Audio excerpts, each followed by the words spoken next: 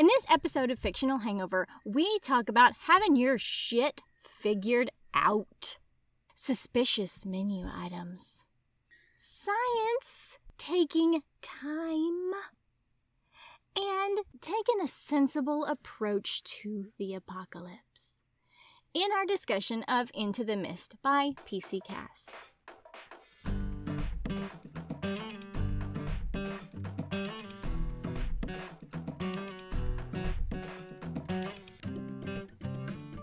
Hey everybody, welcome to Fictional Hangover, a podcast about young adult and new adult books, series, authors, and voice actors that is full of spoilers. I'm Amanda. And I'm Claire, and today we're going to discuss Into the Mist by PC Cast.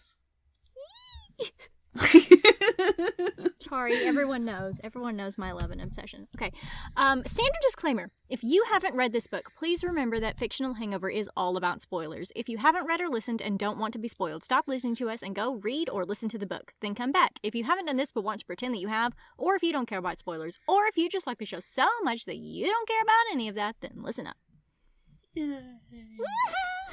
I am very excited to talk about this one. I know, and the background info that I have to prepare is to go back and listen to all the episodes with PC Cast because we've been waiting on this one for a long time. Yeah. She told us about this one, or she told us this one was coming, I don't know, several episodes ago. I don't even remember when it was, but she's been on a bunch, and she told us it was coming, and so we've been anxiously waiting for it, and now it's here. I feel like it was all the way back at the first, like House of Night times when they were on, or when she was on for the end, I think. Yes, in Found, I think she might have because mentioned it then. we were getting teased about the Sisters of Salem. Yeah, and she was teasing us. No, it couldn't have been. Could it have been because she started this in the pandemic? Was that in the pandemic? I can't remember time. Yeah, that was pandemic time. Yeah, because... But it was the Otherworld series, not the House of Night core series. No. Yeah, the end of House of Night. Yes. The end of the Otherworld too. So Found, when she was on for Found, I think is when she was talking about it. I think it's been since then. Or it could have been when we were talking Sisters of Salem, because she did also join us then. And then a couple weeks ago, we had a mini special bonus right before this book came out, which is really fun and something that we haven't done before. No, I know. We didn't have any single spoilers, not one. It was wild, and I was dying. It was uncomfortable. I enjoyed it. I will do it again. Yes.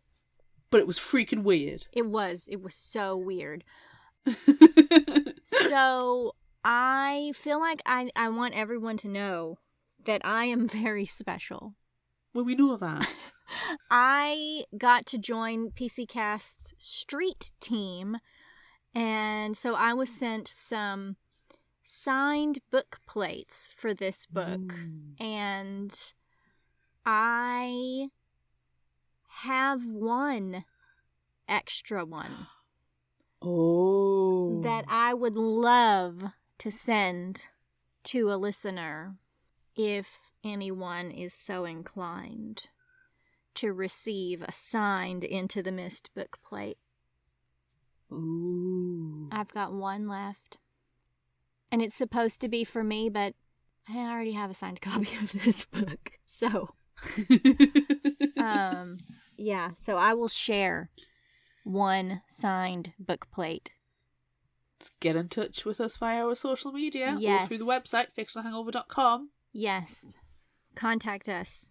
I would love to send one book plate out to someone very special. Who's it gonna be? Shrug. All right. Do you have initial thoughts that are... Squeak! Yeah, mine's just... Oh my god! Oh, you went so loud that Zoom cut you out. Really? Well, don't worry, because I'm sure my microphone didn't pick it up over here on this side. As long as my hearing's fine, it's okay. The listeners can have Good. That one. Yes, they can. I was just so excited for this one. So excited. I think for we this just one. need to dive into it, because We if we start do. talking about it anymore, We're going not- to... We're not going to be able to stop. Yeah. Yeah. All right.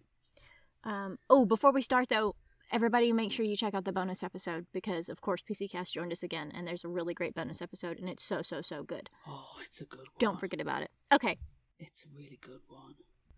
Mercury Rhodes and Stella Carver are walking through the snowy sunlight at Timberline Resort in beautiful Oregon. Their National Certified Teachers Conference just ended, and they're meeting up with the rest of their group from Oklahoma to head to the airport and go back home. As they dish about Stella's night with the romance novel stud bartender named Dusty Rhodes, their principal, Richard Hale, comes by and rushes them to the SUV. Apparently, everyone else is waiting on them, and he likes to make them feel bad about that. They're greeted at the SUV by the other teachers, Jenny, Karen, Amelia, and Coach Davis. As they're getting settled and ready to drive away, another teacher friend of theirs, Imani, spots them and stops to say goodbye. Richard gets fed up, and they pull away from the hotel only to have to stop just a few miles down the road. Amelia's gotta pee. What an asshole. Of course, Mr. Hill is displeased at having to stop so soon after leaving, but Amelia is 7 months pregnant, and that little bundle of joy is jumping on her bladder, or at least it feels like he is. So they have to pull over at a scenic overlook so she can relieve herself. Listen, the struggle is real when this happens, people. If someone's got to pee, you let them pee, regardless of the baby, to be fair. Yes. Ugh. So as she does, everyone else takes in the view. Mount Hood it's gorgeous and green, and it's the perfect backdrop for a selfie. The group gathers to take a picture, but then they notice a contrail in the sky, and another, and another, and the ground starts to shake as the bombs hit their targets. Nearby cities like Portland and Salem and several others, and then a huge wall of emerald green mist rushes over them and they pass out. Oh, damn. The green mist makes the ladies feel like they're burning on the inside, but then the feeling passes. Well, it does for Mercury and Stella, anyway. Amelia screams in agony that something is broken inside her, as her son is born too early and immediately turns to a puddle of viscera. Unfortunately, Amelia doesn't survive either. Mercury, Stella, and Jenny then search frantically for Mr. Hale, Coach Davis, and Karen. They find a puddle that used to be Coach Davis, and then spot Karen praying over to the side. She finds Mr. Hale, who also puddles. What is going on? The teachers decide that the bombs that fell and put out the green mist are some sort of biological weapon, and that most large cities all over the United States have probably also been hit. Stella, Mercury, Jenny, and Karen spot an old truck nearby whose passengers were also enjoying the overlook and have also puddled. They grab their bags from the SUV they were in, that is now flipped over, and jump in the truck. Luckily, it is still in working order, so they drive off back to Timberline. On the way, they both, fortunately and unfortunately, encounter another group of survivors. This group has split in two. The first are mostly injured, and Stella, Mercury, Jenny, and Karen stop to assist them, helping load them into the bed of the truck. Two of the group, a teen girl, Gemma, and her mom, Sadie, aren't really hurt and are gracious for the assistance. Truck full, the group drives up to the second half of survivors, who are, assholes.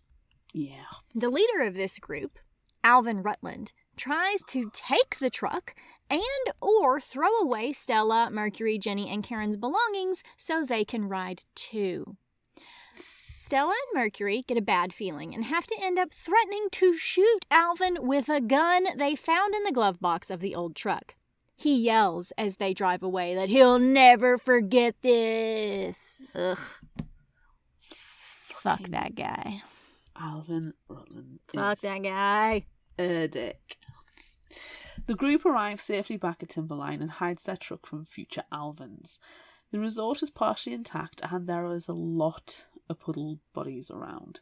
But luckily there are many survivors too, including Imani. Yay, thank goodness. The group gets settled safely inside and meets Dr. Hilary, Ken, a mechanic, Bob, a handyman, and Tyler, a bellboy.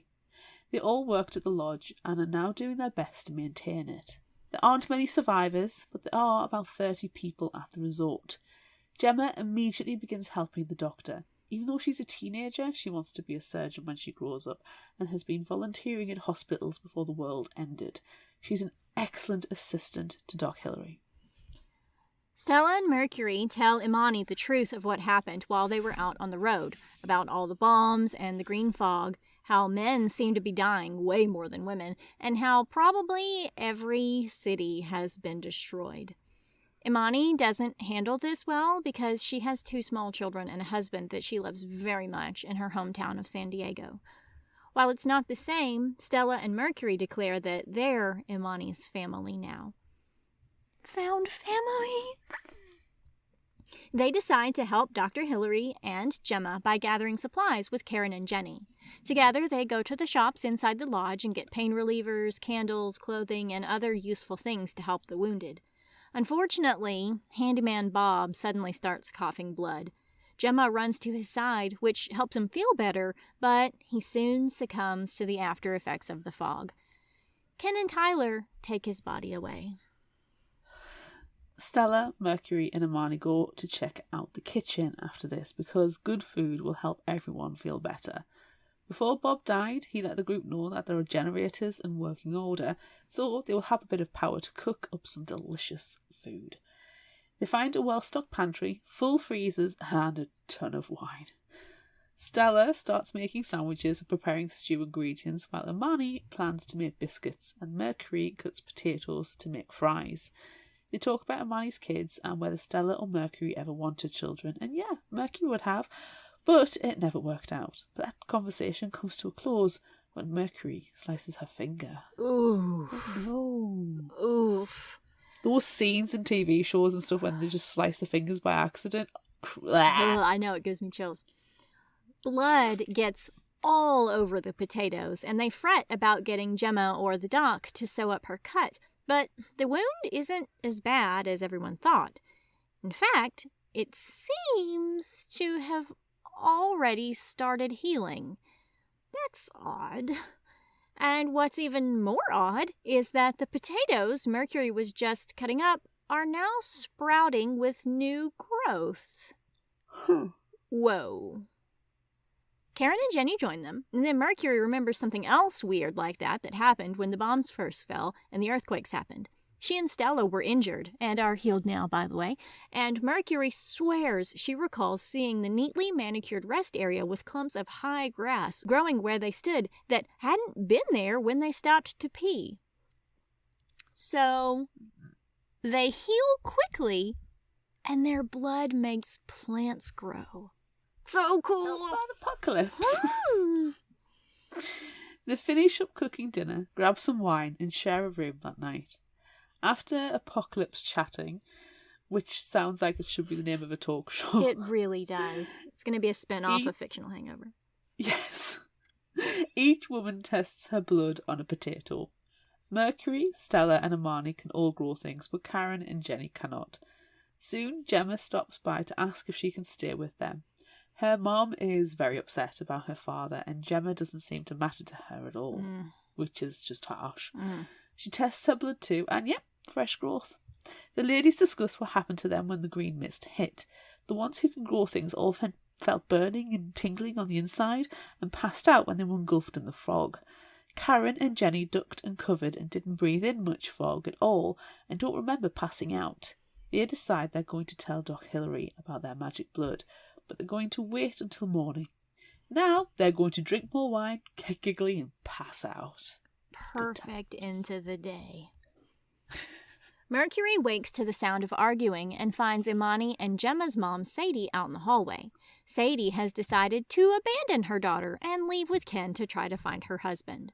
Imani tries to tell her that all major cities nearby have been destroyed, the roads are terrible, and oh yeah, it's a fucking apocalypse outside, so they're probably not going to make it or find her husband, but she doesn't care and tells Imani that she can take care of Gemma. Oh, fuck off with that, Sadie, but whatever. Imani is a good mother and will, of course, care for the teenager, and so will Mercury, Stella, Jenny, and Karen. Sadie leaves, and then Mercury and Imani give Gemma the note. She's not fazed by it at all and accepts the ladies' offer to stay with them. Then they all go eat a delicious breakfast prepared by Stella. More found family. Yay! Fuck off, Sadie. You can just fuck right off. Just angry rage. The group decides they need to tell Hillary about their blood, so they grab a carrot and tell her. We have a carrot in our face. Yep. Look. Look what we can do. She's elated when her blood makes the carrot grow. The bellboy comes by then to let them know a trucker has just pulled up, so they go to meet him. He's a jolly man named Sim, who is on his way back home to his husband. He tells everyone that he just passed through a town called Madras that is welcoming anyone to stay with them. But he also says there's a blizzard on the way, and his trucker friends all around the country have reported that all state capitals and major cities have been destroyed. Yikes.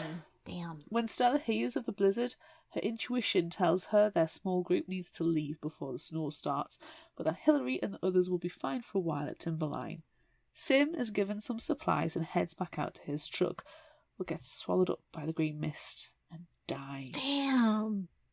It's awful. Damn it. He was such a jolly old fella. He was so good. When Stella tells Mercury that her intuition tells her they're going to be leaving Timberline soon, Mercury wonders if Stella's intuition has strengthened because of the fog.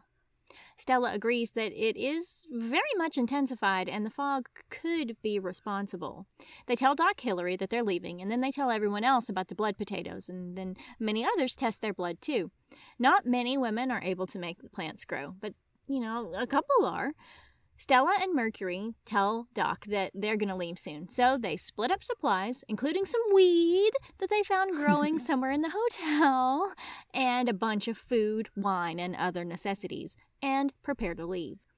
Jenny decides she's going to stay at Timberline, and Gemma decides she's going to go with. So she, Stella, Mercury, Imani, and Karen load up the truck and head out. After driving for a bit, the snow starts to really fall, so they stop for a pee break, to put chains on the truck tyres and to siphon gas from an abandoned vehicle. Just as they start to head out again, they are approached by a man with a rifle. Nope. He points his gun at them, insists that they come back with him to the camp he and some of his fellows are setting up because women folk shouldn't be alone right now. And then he refers to Imani as coloured. What a fucking asshole. Hate him immediately. Fuck that guy. Luckily, Gemma sneaks up and bashes his knee out with a tire iron, and we all cheer. Yay! While Mercury snatches his rifle, and they're all able to safely get back in the truck and speed away. I wish she could have gone for the head, yes. But I can understand why she didn't. Yes, fuck that guy. I would have gone for the head. Ugh, I would have gone for the knee and then the head. Yes, knee, bring it down to my level. Head. Yep. I am not a nice person in the apocalypse. No. Don't call my friend. Don't call my friend colored. Fuck that. Don't threaten my friends at all either. Nope. Hate it. All right. The next time they stop, everyone, still a little freaked out, they use a CB radio they took from Timberline to call back and let them know to avoid the area where they just bashed the guy if anyone decides to leave. As they start to drive away again, they hear crying. So Stella and Mercury investigate. A little ways down a side road, they find 3 children sitting on the porch of a cabin and a burned-out car with 2 adult corpses in the front seat. They decide to bring the children along with them since their parents are dead.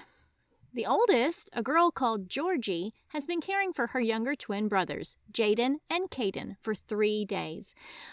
But now they have a new family.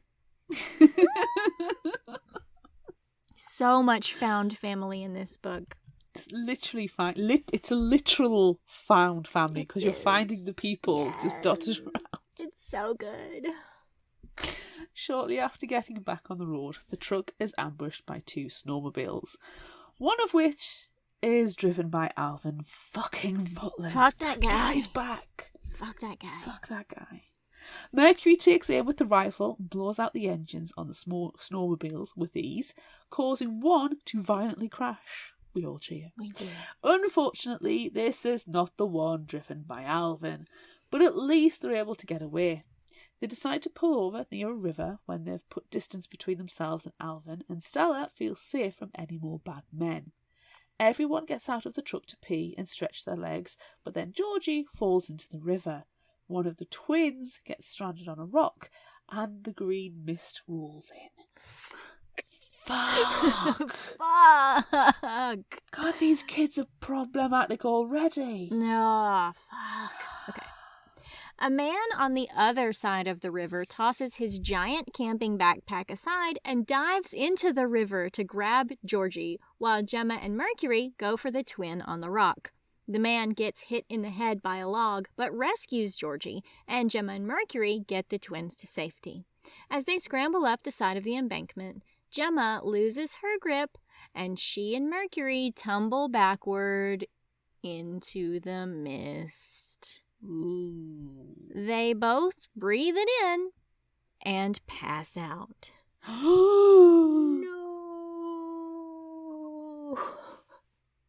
Both Mercury and Gemma are okay, of course, because they have to be. Thank God. Actually, I'm feeling really great. Ooh. Ooh. Ooh. And the man and Georgie and the twins and everyone else are okay too.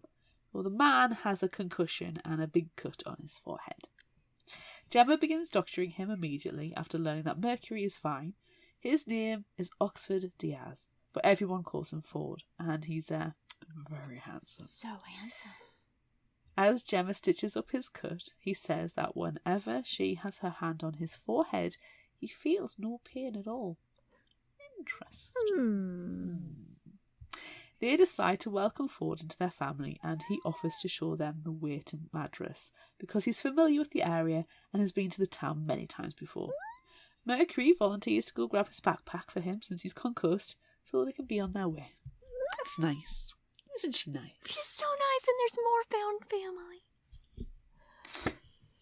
Mercury crosses a rickety bridge, picks up the pack, and begins her trip back. But as she crosses back over the bridge, it collapses beneath her.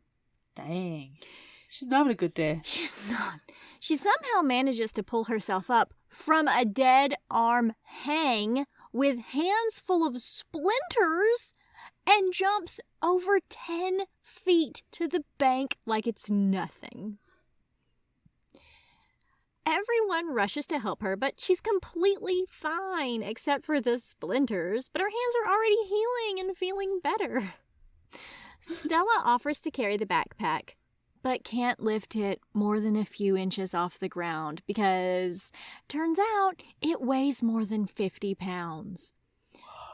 Mercury now has super strength, though Stella believes she's had it since her first mist encounter, but they just never realized it. And she believes that Gemma is a healer, and Imani is something. Perfect in every way. Perfect in every way. With everyone fed and cared for, Ford leads them across back roads towards Madras. They stop for gas once, and when Mercury takes a pee break, she sees a dead baby goat and decides to do a little ritual for it.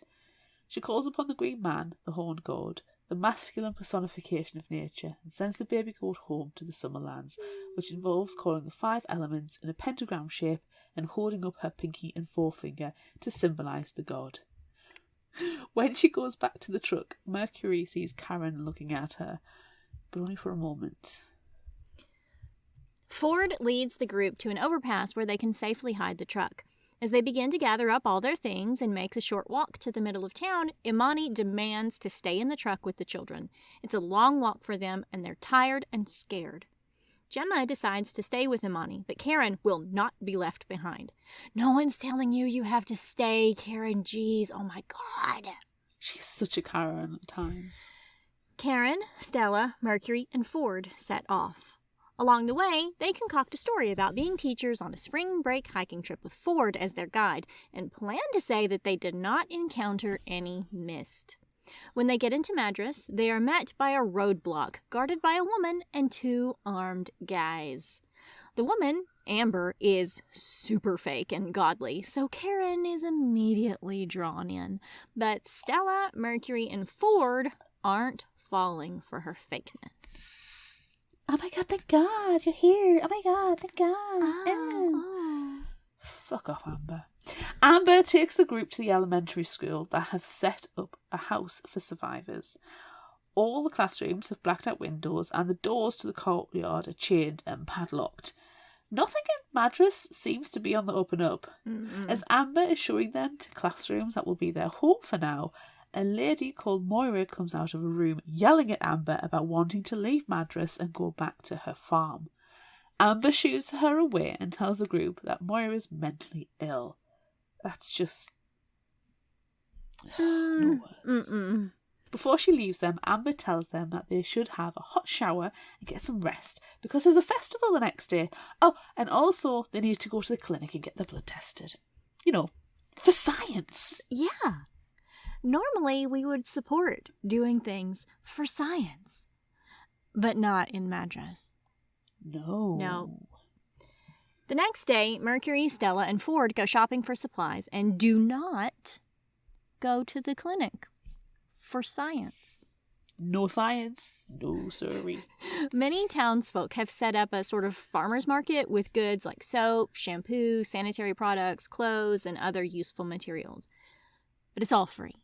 Mercury and Stella ask for pads and tampons, but the person at that booth says they only have Diva cups, which are sustainable, but it's definitely menacing the way that they're described. Yeah. The 3 stop by another booth and get clothes for the festival, including an outfit for Karen to wear too. She's been at church all day, praying. When Stella and Mercury get back to the room, Karen's in there reading her Bible, fresh from all day prayer. She tells the others that, in addition to being in church all day, she also went to the clinic and gave a sample of her blood for science. What? Why? Why would you do that? Stop it, Karen. Oh my God. What is wrong with you? We all know they're doing something menacing with that blood. We know this, Karen. Come on. She says that her blood hasn't changed. So it just backs up her story, which Stella agrees might be a good idea. So I guess. But still. Mercury gives Karen her outfit and apologises for the weirdness that she's noticed between them since the night with the side of the road goat staring. Earlier, Mercury and Stella had a conversation about how this place might be a good fit for Karen, even though they know it's weird and wrong on account of the godliness. It really seems like it might be the case since Karen is pulling away. I really liked that scene. Yeah. They're so good. Like, well, this place is fucking nutso, but it might be a good fit for Karen, and we just have to let her decide on her own. You said that really creepily. I know. The next day, they all get ready and go to the festival. The mayor, Eva Cruz, is there and gives a nice little speech that's only maybe a little condescending and uncomfortable. It's a lot. But then she reminds everyone, especially newcomers, aka Mercury, Stella, and Ford, to go get their blood drawn for science. Moira interrupts and demands that she be given her truck and be allowed to leave Madras to go back home. The mayor fakely agrees and sends Moira back to the classrooms to gather her belongings. After the speech, the music and dancing starts, and a few songs in, Ford asks Mercury to dance. They talk about books that they both love, and then Mercury shares that she would have had an Ostara ritual, the pagan tradition that inspired Easter, that night if the world hadn't ended. So Ford suggests that they have a pretend one. Together, they call to the feminine and masculine forms of nature, Ford doing exceptionally well for never having done it before, and then they pretend to toss flaming prayer papers into the air and conclude their ritual. Stella, Mercury, Ford and Karen stumble drunkenly back to their rooms later, but before they go to sleep, Stella tells them all to be prepared to get back in the truck at the moment's notice tomorrow, because her intuition is telling her they'll have to leave in a hurry. Mercury wakes in the middle of the night and goes to the restrooms for some water and hears someone crying.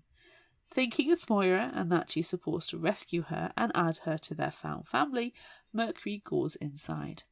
It's not Moira though, it's Karen. She's torn on what to do and she's terrified of Mercury because of her satanic goat sacrifice. What? No. She tells Mercury that she saw her summon the devil and she saw her open a doorway for him to enter through. What the heck? What is going on? So it turns out that Karen has some abilities after all. Mercury tells Karen that she definitely wasn't summoning Satan and explains her rituals and how she sent the soul of the goat on its destination. Karen realizes that Mercury and Stella really care about her, so she's having trouble deciding what to do. They go to the roof to think things over. While up there, Mercury notices that the courtyard that they were banned from seeing is overflowing with lush vegetables. Then they hear the mayor, Amber, and their cronies attacking Moira. They end up slitting her throat and pouring her blood over the tomatoes. Karen and Mercury overhear the mayor saying to bury Moira's body near the other plants because even their meat makes things grow. Ugh, gross. Gross. Amber instructs a crony to bury Moira, but then he coughs up blood and dies, so Amber guesses she'll just have to do it herself. Oh my god. She might break a nail. Oh. I think Mercury she literally says that too. Yeah. I'm gonna break a nail. Oh my god. Just bury your corpse. Mercury and Karen freak the fuck out, understandably, and decide to leave Madras after that. Yes, even Karen, who realises that Stella and Mercury were right all along. When they get back to the classroom, Ford and Stella are already ready to go. They take off and stealthily creep through the town and nearly get back to the truck, but are discovered by Amber and the cronies. Mercury is able to use her super strength to knock a crony back, but then they pull a gun and start firing. Mercury lifts Karen up like a sack of flour and they run, but unfortunately Mercury gets shot. No! As they near the truck, Ford lifts and runs with Mercury, and Stella uses Mercury's blood and her own to grow a thicket of thorns to protect them from Amber and the cronies. The group makes it to the truck and, after a lot of pushing by Stella, Gemma heals the gunshot. Her eyes flare green like the mist and she takes on some of Mercury's pain, but the wound is completely healed and both Mercury and Gemma pass out from exhaustion. They wake up a little later to a downpour and Mercury, Gemma and Stella shower in the rain. The blood falling from Mercury sprouts flowers all around them. Oh. They move on and finally arrive at the Painted Hills and find a newly formed cave and know that they have found their new home. Here, Karen tells them all that she saw something when the ladies were dancing in the rain, and also when Gemma healed Mercury, and also when Mercury called the Green Man to lead the baby goat away, and also when she and Ford were lighting their pretend prayer papers. It seems that Karen can see the spirit world, or something like it. Her blood still can't grow veggies, though. Later, Stella, Mercury, and Ford go to a nearby town to gather supplies while Imani, Karen, Gemma, and the kids get things settled. The town, Mitchell, is in a valley, so they know they need to be quick before the mist shows up again. Mercury and Stella explore a general store while Ford checks out the feed and farm store. Ford finds chickens and ducks and rabbits and pretty much everything else they could possibly need to get a new life started. It's really coming together. They even find a brewery and a bar nearby that has wine glasses and a dog who Mercury immediately bonds with. Everything is so perfect. So, of course, the green mist rolls in, and then to make things even worse, Alvin fucking Rutland appears. God damn it. God damn it, Alvin fucking Rutland. Fuck off. He and Ford fight. And Alvin fucking shoots Ford. Fucker. Fuck you, Alvin. Oh. Fuck you. Then they tumble into the mist. God damn it. Mercury follows, screaming and shooting non-stop, then drags Ford back to the truck. As they drive back to the painted hills, rushing to get Gemma so she can save Ford, he says there's no saving him because he breathed in the fog and is broken inside. Oh, Ford. He dies before they make it back to their new home. Stella's devastated by this because she feels her intuition let her down, but Mercury knows that Ford's spirit will live on and come back someday. They have a funeral ritual and bury Ford, then Mercury cuts her arm and lets flowers bloom on his grave. After this is over, Mercury finds Imani standing away from everyone else, staring towards California, which she does every night. Then she has a prophecy. She says, "He will come, the destroyer, prepare or perish." That's it. Nothing else. And no one really has any idea what it could possibly mean. Damn. Hits keep coming. Later that night, Mercury goes to sleep and dreams of Ford. It's a beautiful dream, and it really feels like he's there with her, kissing down her neck, nibbling her earlobe, and holding her gently. She reaches up to stroke his hair and feels that he has horns? Huh? He tells her that she'll soon be ready to understand and that he'll always be near, always and forever, and that he was destined to be here with her. He gives her a flower from his grave, and the dream ends. Mercury wakes with a start to find a yellow wildflower on her pillow. Ooh. What? Both sweet What? and creepy. What? Oh my god, this book. That was so good. Oh, so That was so good. So good. Oh my god. Oh my god, this book. Right. Let's take Well, a break. while Amanda pulls herself back together. Yes, let's take a break for just Messages! These days, more authors are including mental health content in their books. But do you ever wonder how accurate some of this stuff is? Or do you ever read something where you know the author just gets it? I'm Elise. And I'm Priscilla. And we are Novel Feelings, a podcast where we discuss mental health issues in fiction novels. We are psychologists and book lovers, and we have a lot of opinions. So look for Novel Feelings wherever you get your podcasts. Now, back to your show. No words. no words. Just gestures. Although if we didn't have words and we only had gestures, it wouldn't be a very good podcast. No, that would just mean everybody has to subscribe to the Patreon. Oh, that's true. And you definitely should, because then you can watch the bonus episode with PC Cast and see how amazing she is. Again, no words. No words. No words. All right. I don't even know how I can describe like my standout moments in this book and things that I loved and everything, because it was just No words. no words. There are no words to describe how much I love this book. you got to it before I did. Multiple times. Multiple times. And I knew you were going to enjoy it because it's PC cast. Right. That goes without saying. And you enjoy PC cast. I do. It goes without saying. Yeah.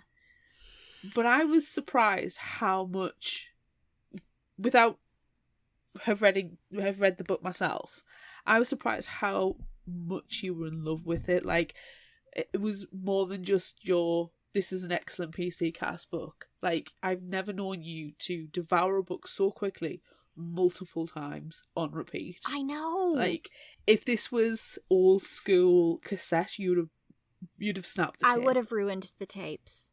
Yeah. How much I listened to this book. And the narrator was just amazing. Lorelei King, I think, yes, is her name. She did a fantastic fucking job with this book. She was amazing. It was so Absolutely killed it. It just goes to show as well that a good narrator can make a story even better. Yes. I mean, because the print version of this book is amazing too. There are illustrations of the characters and they're beautiful, and everything about this book. It's just so good. Yeah.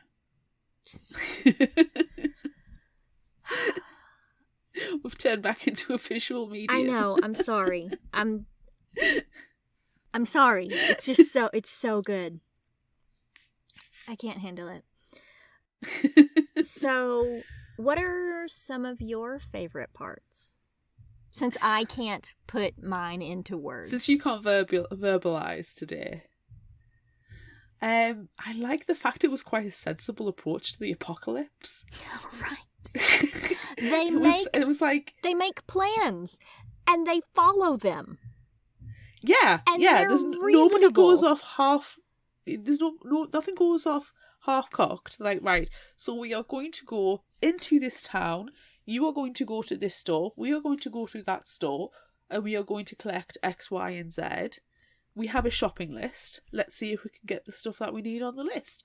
And if we can get some bonus items, like Stella with the wine glasses, and she was like, these need to survive. Yes. We're running for our life, but I need these wine glasses. Yes. You know, then so much the better. But it was very sensible and logical.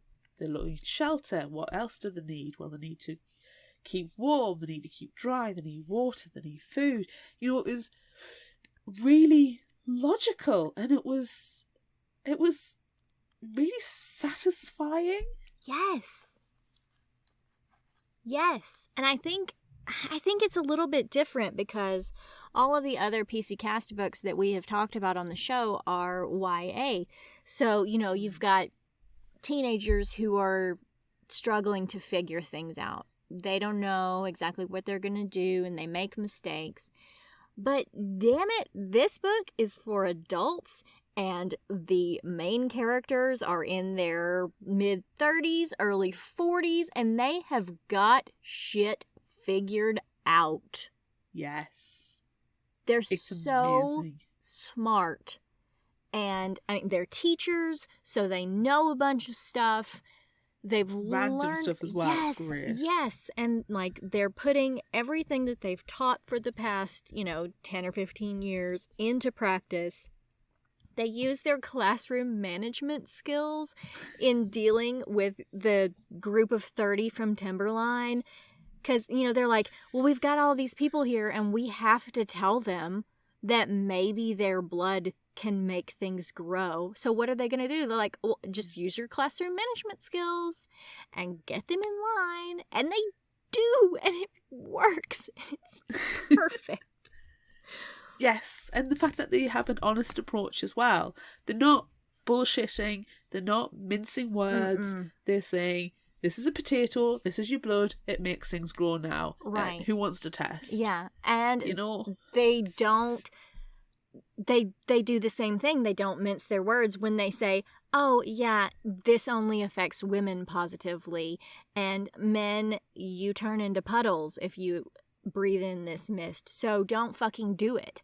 And at Timberline, before, they break off into their little group and go and find their new home, there's some shitty fucking guys there. And along the way, that's where we meet Alvin fucking Rutland on the way there too. And, there's a group of people that they saved when they saved Gemma and her mom. There were a couple of guys there too. And there were some guys at Timberline, and they're like, oh, so it's all women? And they're like, yeah, it fucking is, and we're gonna rule the world now, so you need to shut your goddamn mouth. And they're like, yes. Oh, but I just... I'm supposed Are you to threatening me? Is that a threat? Yeah. And they're like, yeah, it fucking is man, a threat. And you're threatening me and you're just a woman. You don't know shit. Yeah. I'm a man. But then there are other men there who are like, yeah, bro, you should listen to them. And I guess you need to start getting along with people or you're gonna be out there in the fucking mist. Yeah. Done. Get the fuck out. That's it. It was just put them back in the place. Put them in the place. Tell them how it is. You fucked things up for long enough. You can't be trusted. No. And you know what? If you mess up, I'm just gonna go and push you into the mist. I know they don't say that, but I really feel like that's what they're thinking. Like, if you fuck with me, I'm just gonna kick your ass out into the mist. And they never say it because they're so... No, the giving and the fighting chance. Yes. They specifically say, give them a backpack, fill it with supplies, and let them go. Yes. And then anything that happens to them is their own stupidity. Yes. They're the ones who don't get vaccinated and drink the bleach. Yes, they are taking ivermectin and shitting out their insides. Yeah. But they can't right now, because you know what? They all have broken bones, they're all bedridden, yes. And you know who's healing them? Women. Women. Who's looking after them? Women. Yeah. Who's going to make sure they survive the goddamn apocalypse? The women. Yes. Who's going to grow their vegetables and cook the meals? Women. Exactly. But you better goddamn believe that as soon as you're back on your feet, you are contributing to the community. Yes, and not sitting on your arse. No. So yes, I did like the sensible approach to the apocalypse. Yes. The logical approach. Yes. There was a moment as well when Mercury and Stella are talking, and Mercury's remembering her dad, and they're kind of like, they haven't cried, they haven't been upset by what's happened. Mm-hmm. They are, they're hurting. Yes. But they've also got this attitude of, well, we need to survive, and it's not just us, we need to help others survive. Especially Stella and her intuition. Mm-hmm. She knows that what needs to be done or not done, and that helps push her friends and her colleagues to be friends, and the found family to do all of this. And again, it's nice that we just haven't had 4 chapters of breakdowns and crying and just falling into themselves. Yeah. And yes, they can, and yes, they're allowed, but it doesn't dominate the narrative. It's like, no, what we need to do is go and do X, Y, and Z. This is what we need to do. Yes, because and it's nice. It's the fucking apocalypse, and you've got to get shit done. Yeah. It's like, when you make that list, when your head's all over the place, so you make a to-do list, and it's got, mine has, like, simple things on, like, have a cup of tea, go pee, have a snack, eat lunch, but it's also got like the big things on about work and chores and stuff. Yeah. But it's having that satisfaction of being able to say, well, I've just gone pee, I'll go tick. Yeah. I've just had a drink, tick. I've just done this big project, tick. I've just hoovered the entire house, tick.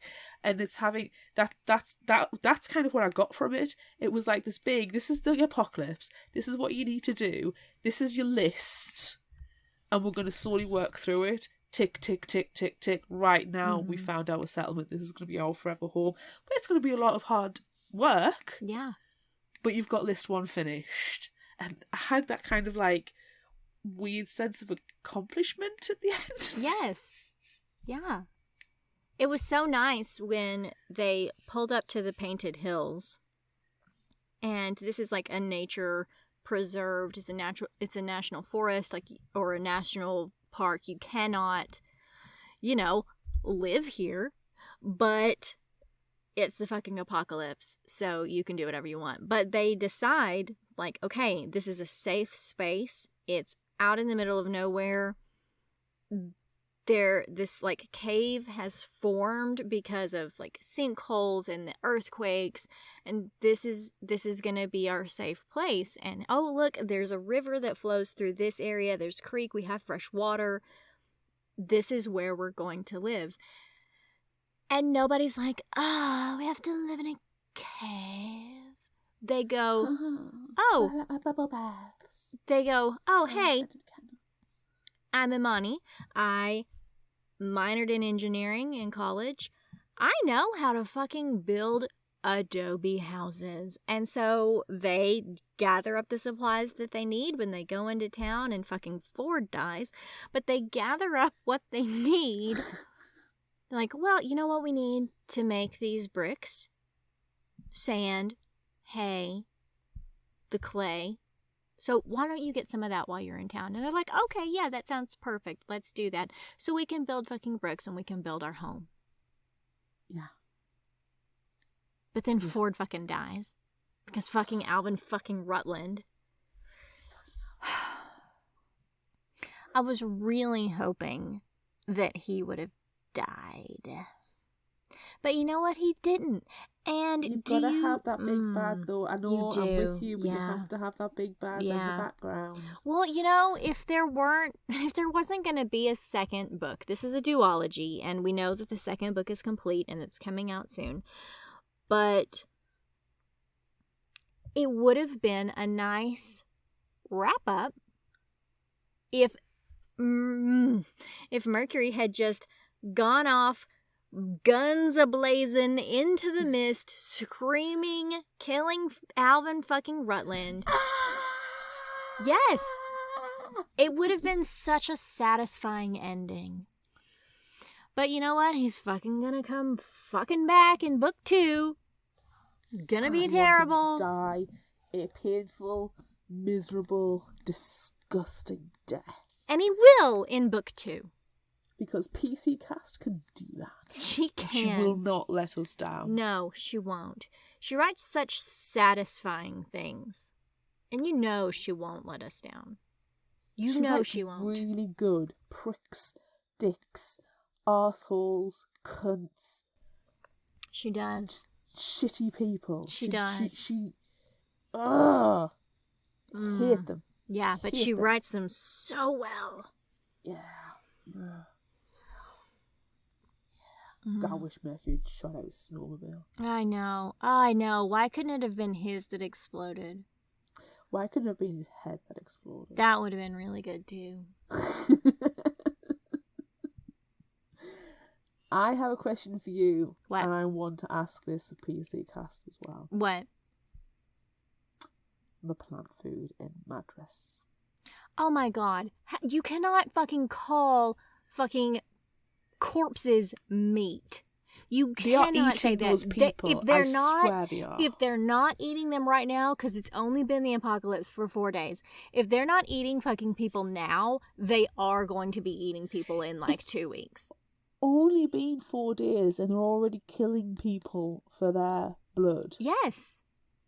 Did they not realise that people make blood? You just need to take a little bit, spread it out. Right. And then they will make more. They will. And you've already taken away all the pads and tampons and are only allowing women to bleed into diva cups, which, you know what? That's fine. It's sustainable. It's great. But don't take away their choices. No. If you said, listen, we know you can grow things with your blood, and a good source of blood is menstruation, can you use these and donate it to the vegetable patch? And people might at first be like, okay, ew. But when you get those delicious huge tomatoes, yes, you are going to be like, you know what? Here's a cup. Here you go. And I think here. But that's exactly what Mercury and Stella are doing, which is why Amber and Mia Cruz are wrong. The complete opposite. Is that Mercury and Stella would tell people, this is what we're doing. Yep. It seems gross, it sounds gross, but blood will produce food. Right. And So you know what? if you do this, you're helping the community. Right. And people will line up to go, yeah, okay.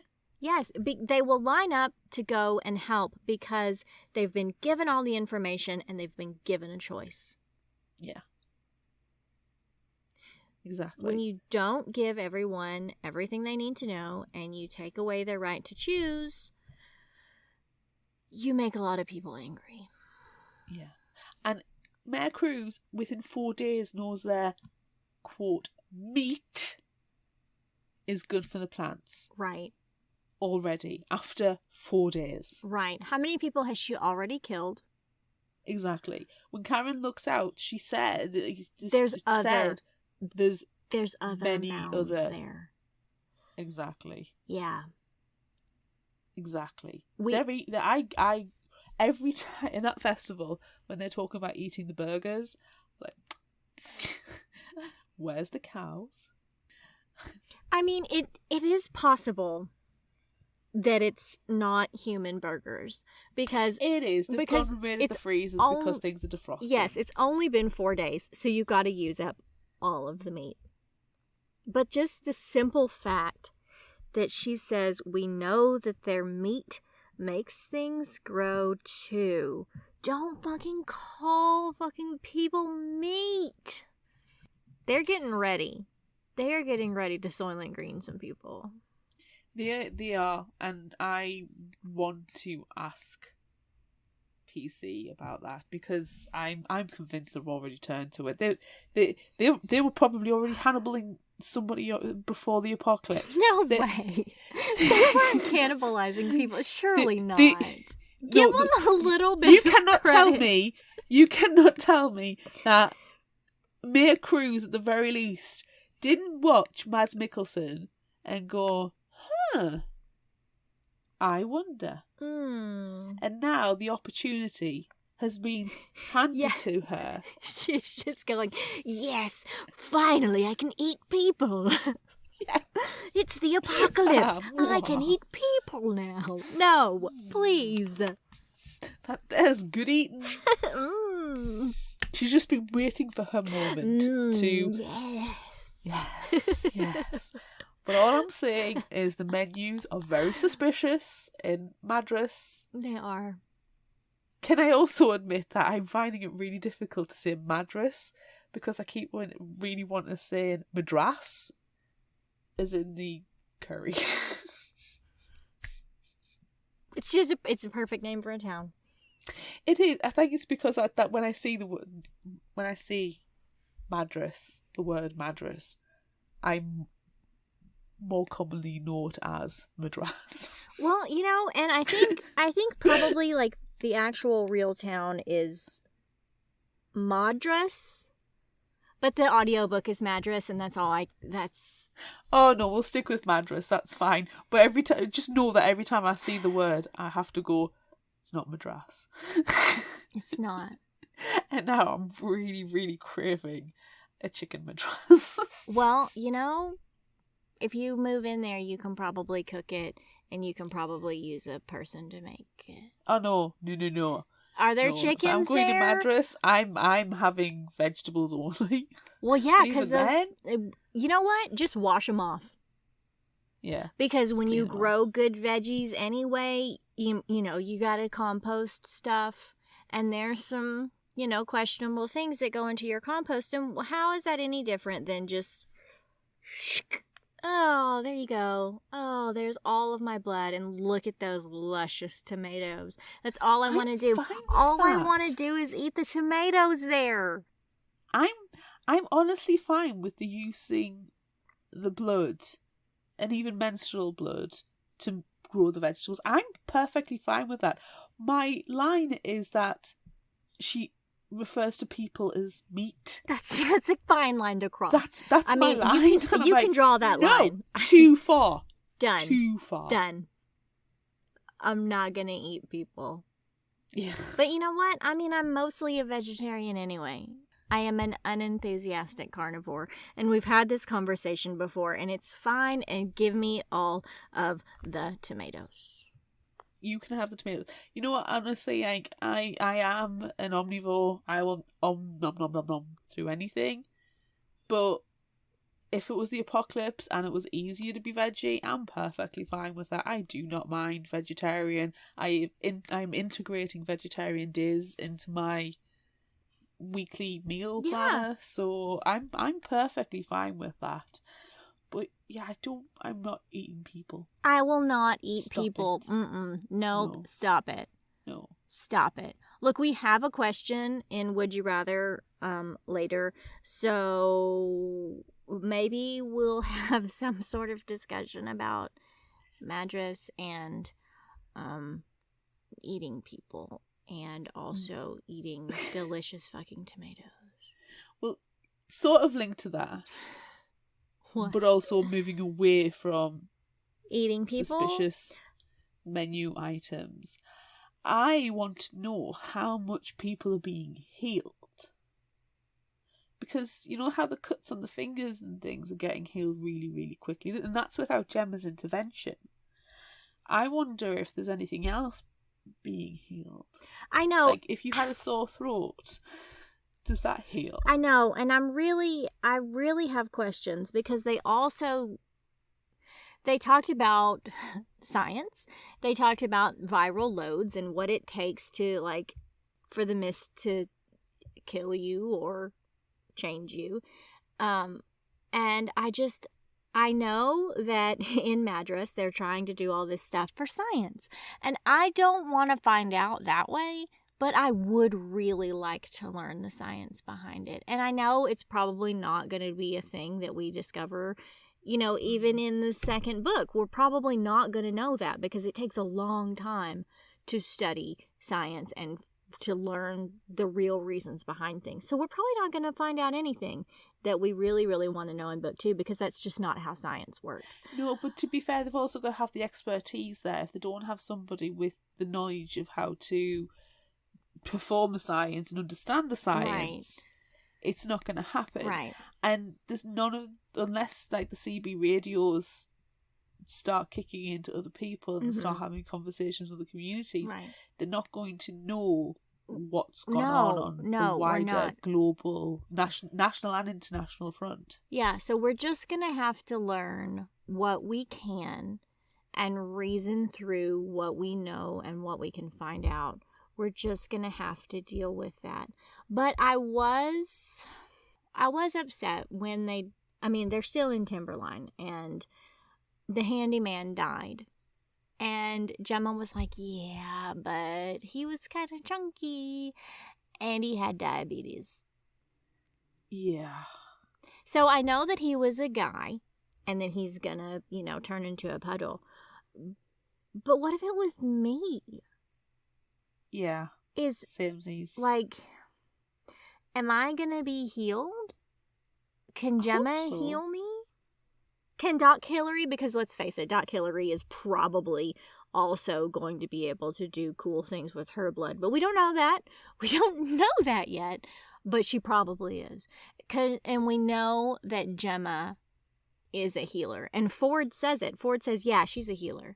And then they learn, oh, yeah, she really is a healer. And, like, you see it a little bit at the beginning. Like, oh, she's a comforting presence. And well, I think we'll find out a lot to do with that in book 2. We will. I think we will. But we also see it happening in, the end of this book. And her eyes flare green, and she heals a bullet wound. Yeah. I mean, I have thoughts about that. I have thoughts and I have questions, but we'll save it for later. I also want to know, how does the Mist know if they're... Because it's not... There's a lot of stuff we don't know. Just don't even worry about it. Yeah. Just don't even worry about it for right now. Because either we're going to know and we're going to find out in book 2, or we're just not going to know. And that's okay, because it just fucking happened and it's the fucking apocalypse and we don't know what's happening. No, but I'm reading Etiquette and Espionage again. I already moved on to book 2. That's fine. And I'm probably going to listen to that series 1,000 times because it's my favorite one. That's fine, but I'm a bit slow with it because I'm writing the summary for it. So Right, it's fine. I'm on my third listen to it right now. Oh, are you me? Are you me? And you're listening to Into the Mist 1,000 times? Yeah, because it's Miss Gill. I have to anyway. Right. That's Just not even what we're talking sort of about jumping right ahead now. a little bit of a week, but also linking it into what we're talking about with Into the Mist. In Etiquette and Espionage, the mechanical like maids and butlers and stuff, they can recognise if it's a boy or a girl in a place that they shouldn't be. They're wearing Generally pants. speaking, Or a it's because skirt. they're either wearing a skirt or wearing pants. And I'm like, but in Into the Mist, We're a they little, all seem to be wearing jeans or something. we're a They're little all more wearing- advanced. Yeah, so how does it know?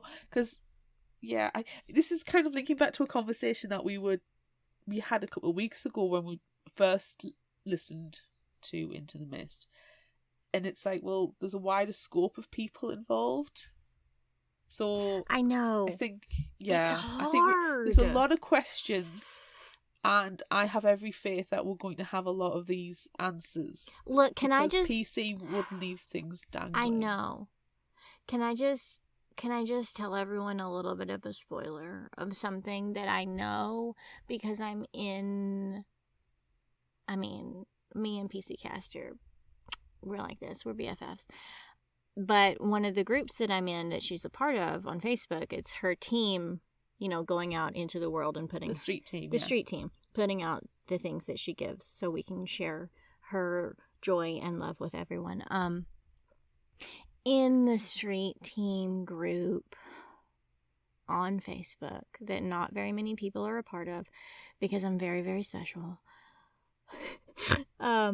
She did mention that there is going to be some clarification with our trans family members they're going to be taken care of. And it's gonna be mentioned. But you can't fucking cram all that in the first book. No, the first one needs to set a lot of scenes. Yes. The first one, you've got to have your origin story, and You then do. And we're understand the characters. we're a very small group of people right now. And I think it would be disingenuous to put that into the first book. But PC Cast is wonderful, and she's not gonna leave anybody behind. No. And we're going to make, and like I said earlier, we don't know. This is a very small amount of time, and science takes time. So we might not figure everything out, and that's okay. And some stuff might not make sense because it's a very short amount of time. It's fine. But we know I'll tell you right now, at the end of book 2, we're going to be screaming that it's only a duology. I know we are. I know we are. Can you not... We know that PC Cast can write 16 books about stuff, and, we know that it can be done. So just go ahead and write, 16 or 20 of these, and it'll be fine. I wouldn't mind if it wasn't necessarily about Stella and Mercury's community. If it was somewhere else in the world. Yeah, and that's fine too. But I'm also okay with it being a duology because we all know how much I love a duology. It's nice just to have that kind of finite number as well. And that's all it is. Yeah, I'm very happy with that. We one of the things we're always looking out for is a nice standalone book or a nice duology, and not a massive series commitment. Yeah. But we also love massive series commitments.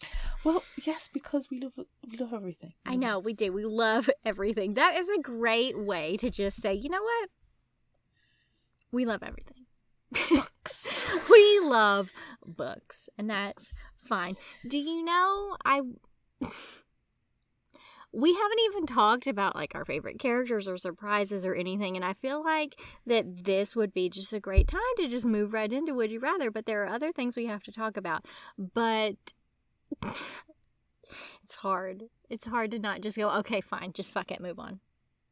Well, there are a couple of things I would like. We need to dive into, I think. I know, but then we have to play Would You Rather because we're playing Would You Rather with PC Cast. And I love PC Cast, and I love everything about her, and I just want to be like, okay, just move on. Just move on to Would You Rather, and it'll be fine, and then we can move on to other things. Well, I think a lot of what we do discuss, like, I've thoughts and questions about Karen. I know. But we'll probably talk about them with PC. But can I say bits I didn't like?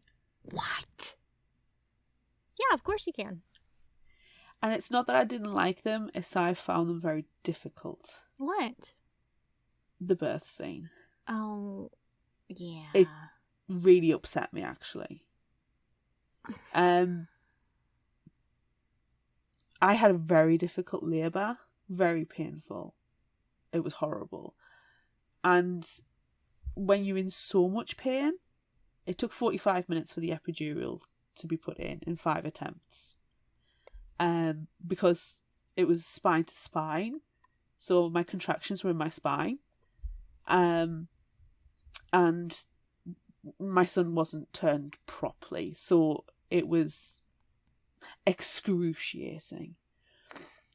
And all that way through, you kind of worry about the baby, and my son was nonplussed. He was high off his tits because I had so many drugs by this point. But you have a very rational mind, and you do think, well, what's the worst thing? And then for that to happen in this book, and then it to be so gooey. I know. It was just a puddle. I actually found it quite a distressing scene to read or listen to. Yeah. I didn't like it. And I think other people may find it very difficult as well. So, I mean, it needed to be in there. It needed to be done because it needed to set the scene that this is the apocalypse. Yeah, it's this the is fucking bad. apocalypse, and this has shit's consequences. about to be bad. Yeah. Yeah, really bad consequences straight away. Yeah. But for me as a listener, I found that quite difficult, and I it was one of those kind of hug my son moments. So I really struggled with that particular scene. And there was other scenes as well where they're describing the dead bodies. And it wasn't that it upset me, but I just thought they were so visceral. Like, PC did not hold back on the horror in this one, which is one of the things I was sure you would absolutely adore about it, because it had a massive aspect of horror. It wasn't just a dystopian future book, or like even labeled as a sci-fi. It was kind of like an amalgamation of all of these different genres put together, and those scenes with the goo were just disgusting. Yes. But also, and I loved again, it so much. part of the horror aspect, when they find Jaden, Caden and Georgia on the porch in front of the burnt out car with the 2 parents' bodies in it. Yep. Again, it was like, what the fuck? But it's also right that PC isn't shying away from the fact of the horrors of what can happen. No. And I just keep thinking, like, from Amani's perspective of having kids, I don't remember it, and I try to listen out to it in both my listen throughs, if she says she has boys or girls or both. But I had this, what came over me thinking about it, and thinking about the families back in Oklahoma, and when they're talking about the cat cash money, which is one of the greatest names for a cat I ever. know, it's really good. And they talk about the dog, and they're so glad that, you know, they've had the time with their animals, and that the animals aren't at home being hungry or, you know, being distressed. But in my head, and this is where I think potentially it's because of, you know, the parent head, there's going to be babies and children starving to death because they're being looked after by only their father at that time, or only male relatives or male people of guardians at that time. Right. And they're going to die. And these children, and also adults who are dependent, Yeah. are going to suffer so horribly. Yeah. Well, For not just a short period of time. you know, they're going to suffer for days. it's the fucking apocalypse, and it's just bad like, shit happens. Yeah. And it's distressing to actually start to really, if you think about it, past the borders of this little group, and really think about, well, if half the population has been wiped out, this could happen. And it's like I kind of associate it with Imani. I was like, well, her husband's gone, and if she has a son, he's gone with the mist. But what if she has a little girl, and that little girl is going to be effectively tortured, Right? for days, and you don't know the ages or anything like that, right? It tears me inside. It's very hard to think of, but then you also have to think, I know it's terrible, and it's the fucking apocalypse, and things are happening. But then you can think about it in two ways. You can think, yeah, it's the fucking apocalypse, and shit is fucking bad, and things are going to be terrible. And you can think, well, fuck, we're fucked. Or you can think about it the way that our core group does, and you can think, well, you know, we can fucking pull up our bootstraps and we can fucking deal with it. And that's the way that I think we have to think about it, because you can think, oh, there's all the Alvin fucking Rutlands in the world, and they're just going to go out and be fucking terrible. But then you've also got the Stellas and the Mercuries in the world, and the Amanis in the world, especially the Amanis in the world. They're going to save who they can, and they're going to be fucking heroes. Yeah. And, you know, all around the world, all this terrible shit is happening, and there's fucking terrible people, and there's amazing people who are like, well, you're my family now, come on. Yeah. So you can think about it in two ways. You can think about it, all of the fucking terrible shit that's going to happen, or there's all of these amazing women and these amazing people who are going to rise up, and they're going to take over the world, and it's going to be fine. I think we have the luxury as a reader of kind of thinking about the wider world, but then being able to go straight back into that sensible approach to the apocalypse. Right. Yes. This sensible approach to the apocalypse is important. Yeah. Is it time? I guess it's time. We didn't say our favorite characters. We still didn't.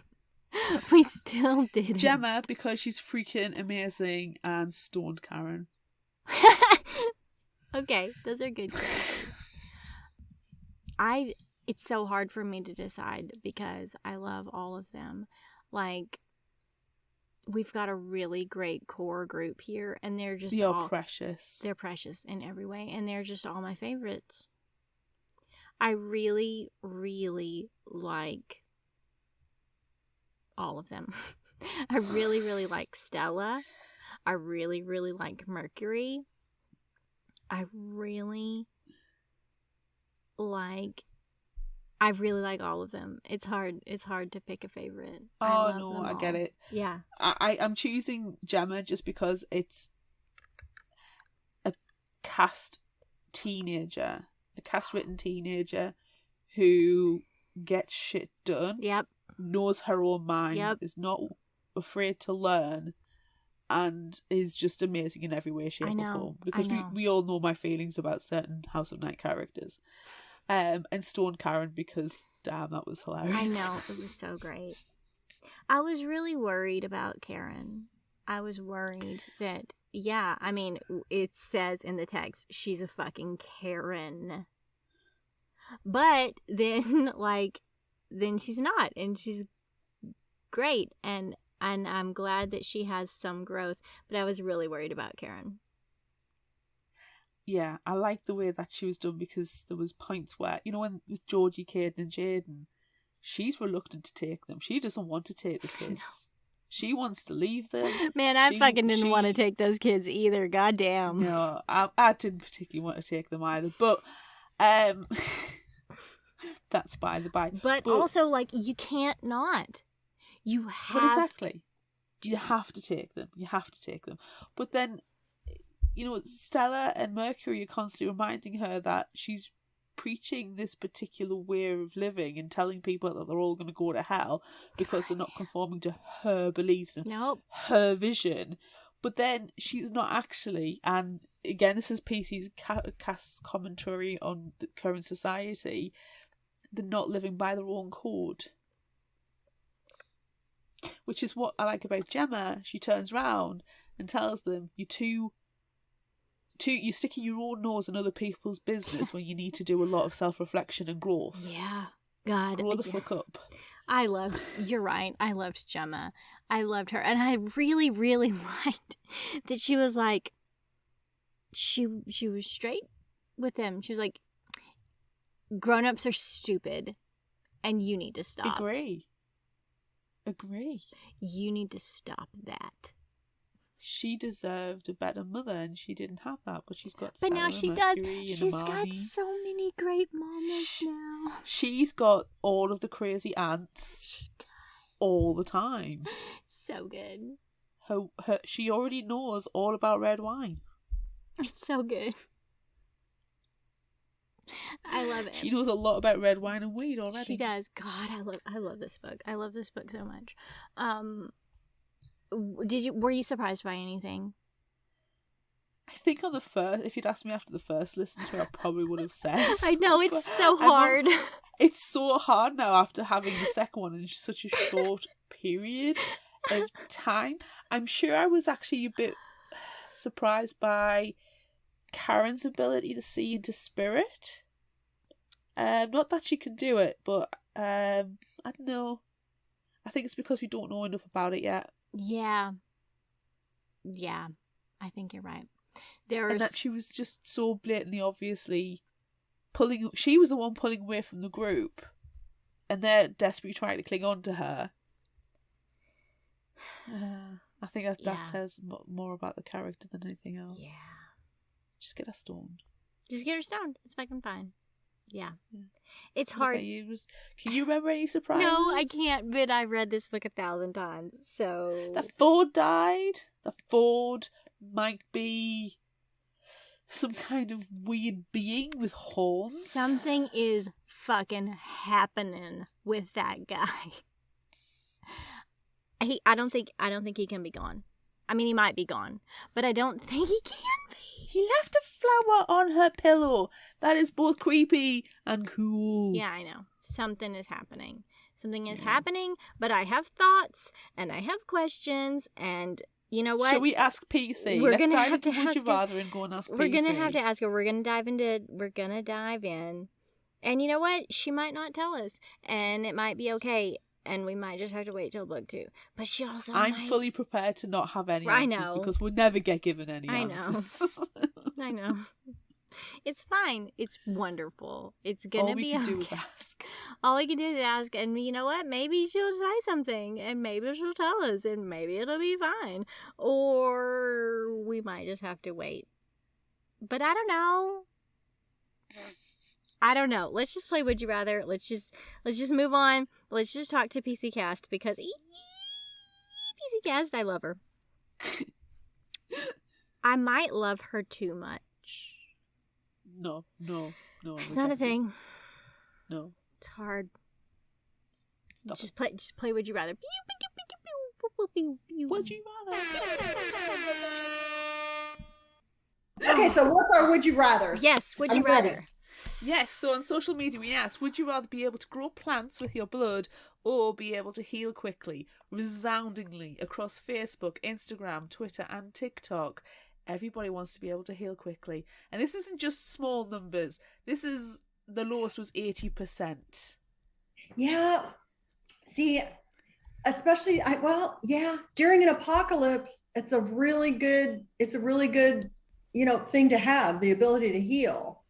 Of course, if you're not able to grow any food, you're fucked either way. Then you're fucked. Yeah. So, what I want to do is be with someone like my group, where some people have the ability to grow, and then some people have, well, as you guys will know, because you read the first book, and this even gets more pronounced in the second book.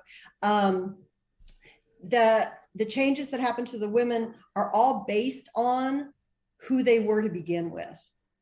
Yeah. And you see, you see more and more of that. And then you also, there's some real bad guys in book 2. There's already bad guys. I Yeah, love you a know good what bad I'm guy, saying? though. They're such Dicks assholes. and They're pricks. They're horrible. Yeah. Well, you're gonna see a couple main ones come back in book 2, and it's bad. And they also have special abilities that are, may I just say, I think the grossest special abilities that I've ever written in any book, and that includes Neferet in the House of Night. Oh, but I love. You're speaking my love language. I know that. Okay. I always try to scare myself and gross myself out. And I was just like, especially in the climactic scene, I was like this. Literally, I wish I should have taken a couple pictures, except that I look like, sanctuary. I was like this. And I'd be like, okay, it's real gross. Yes. I think you guys love it. I can't wait. So I think I guess I would want the ability to heal too, just because it's the apocalypse. But I also happen to be really good with plants. So I'm already good with plants, and I already have like big garden knowledge and that kind of stuff. So I can also grow. That's my. I'm not very good with plants. I try. I think I've got them all addicted to coffee. Oh, because you put your grounds in there? I put my grounds, and when I have extra coffee in the pot, I let it go cold and pour that over the top as well. And it's the only thing that makes my chili plant actually, flourish. Well, I have plants everywhere. You probably can't see behind me. There's a whole room full of plants. And here, I'll just do this real quick. Oh, wow. Yeah, you don't need to use your blood for that. No, I have tons you're of plants. fine. It's just a tiny piece of plants in my house. Yeah. Wow. Wow. Okay. What are you going with, Amanda? I don't know. I feel like I always choose healing powers, what with this stupid fucking diabetes and all. But I think we mentioned this in the first time. What if this change, because you find out, especially in the second book, that this change is really orchestrated by the earth herself. And the old gods are awakening. So I would imagine that, what if your stupid diabetes was fixed? Yeah. That would be great. See? And in book 2, we talk about Doc Hillary is the doctor at Timberline. Yeah. And she rejoins the group. This is not a big spoiler, because they kind of planned it anyway. They rejoin the core group in book 2. Yeah, so we get Doc Hillary again, and Doc Hillary is gay. She's a lesbian. Her wife died. Remember, in the hot tub. That was terrible. That was some Final Destination stuff right there. I hope she was having a bunch of mimosas and smoking weed when that happened. But Doc Hillary, when they join the group, the women are all they're talking about how they probably will never really know who instigated these bombs. And so a bunch of the women were saying, like Stella and Mercury and everyone were saying things like, I wish I knew where they came from, just so I know. And someone else was like, I wish I knew for sure, like, why does it do that to men? And exactly what is it going to do to us? Because you find out in book 2 that yes, you can get women can be immersed in the mist more than one time, but there is a ending point where you're no longer really human. Then you change. Yeah. So, like Mercury's like, I wonder, I want to know what how many times can we be exposed? And then Hillary said, I want to know what it's doing to my community. Mm-hmm. And then they discuss, she's like, is it biologically based? Mm-hmm. So how about our trans sisters? Are they alive? Are they dead? What's happening? Yeah. And I don't think this is giving away too much to talk about this. And what Stella immediately says, Stella's our seer. She just knows things. And she says, yes, they're fine. She said, it's spirit. She said, it's spirit. Oh. It's not. You have answered the question we had in our discussion. Thank you. Oh, yeah. I already knew that in book 1. I already knew that. Right. And my editor and I discussed if I should put it in book 1. But then after I wrote it, and you know how the action is like boom, boom, boom, boom, boom. Yeah. It's going like that. And there are a group of teachers from Tulsa, Oklahoma. I don't have any trans women or trans men even in the group. Mm-hmm. And they're like running around trying to survive. So to input a big discussion about what it's doing to the LGBTQ plus communities would have been, I felt like, and my editor agreed with me, that it would have been very forced and very like fake and very like, well, PC Cast had to put that in there because, she forced that. And no, I want it to be, I don't want, it's just like when I have any character who is anywhere, with the community, it's not like, ooh, I had a gay character. No, it's like, oh, that's who this character is. Well, and that's what you did with the doctor. It was a natural conversation where she mentioned my wife died. She was in the hot tub. It was the same with Sim as well. Mentioned my husband. Sim, the truck driver. Yeah. It was just natural because that's what it should be. Yeah, they're just normal people. It's just normal people. Okay. So we decided that I would. And I said, I know that there's a place in book 2 organically when it's going to happen, especially when Hillary rejoins the group. Mm. And we're talking community then. And so that's where it is. So, but I already knew the answer in book 1. Yeah. Book 2, I think book 2, I love book 1. I love that world, but book 2 just blew me away. I had such a good time with that. It's real crazy too. I can't wait. I did wonder. I haven't read/listened to it as much as Amanda has. I've only done it twice. I'm sorry, I'm obsessed. But I was wondering if when they breathe in the mist or are affected by it, because they have that healing ability, like quite naturally, if they had cancer or if they had diabetes or any kind of chronic illness or something, would it cure my eczema? You would think so. Okay, you would think so.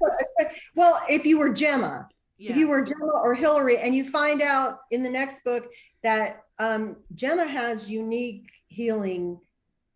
She has a unique healing ability. She heals people more physically. Mm-hmm. And you find out after you get to know Doc Hillary better, who is based, by the way, on one of my besties here, who is a doctor, is my doctor, and her name is Hillary. Okay. I try not to do that very much anymore because I got in so much trouble during House of Night. But sometimes I still do it. But I tell the people first. I'm like, Hillary, may I put you in a book? I'm not killing you this book, but you're going to be gay, and I did kill your wife. I'm sorry. And she's like, okay, fine. Shit happens. It's fine. But Hillary, and because I know her especially, she's always very concerned about women's mental health, the whole spectrum of our being, how our emotional health ties into our physiology. And so her abilities are more emotional healing. Oh, yeah. As you come to understand her better in book 2. That's going to be good. So if you were a healer in the book, and let's say you have eczema or you have stupid diabetes, I would imagine that would be healed for you. Now, I don't know if someone else would who doesn't have healing as their primary thing.